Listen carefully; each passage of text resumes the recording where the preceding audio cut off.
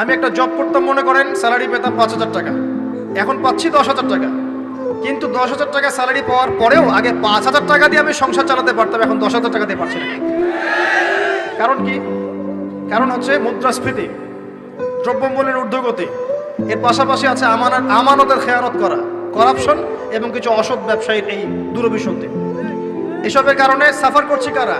আপনি তো সাফার করবেন না, কারণ আপনার তো ফ্ল্যাট আছে বড়।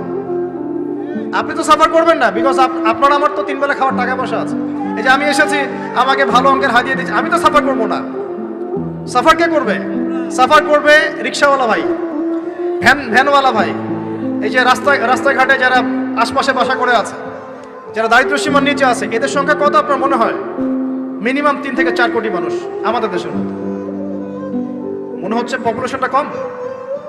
উমর রাদিয়াল্লাহু আনহু বলতেন, আমি ভয় করি যদি আমার অধীনে একটা মেষপালক, মানে যে মেষ চড়ায়, এই মেষপালক এবং তার মেষ যদি না খেয়ে মারা যায়, আমি ভয় করি আল্লাহ কাল কিয়ামতের মাঠে আমাকে দাঁড় করিয়ে বলবেন, হে ওমর, তোমার তত্ত্বাবধানে এই ব্যক্তি না খেয়ে মরলো কেন? এগুলো হিস্ট্রি হয়ে গেছে জাদুঘরে। এগুলো কোথায়? মিউজিয়ামে, হিস্ট্রি মিউজিয়ামে। কিন্তু এটাই ইসলাম।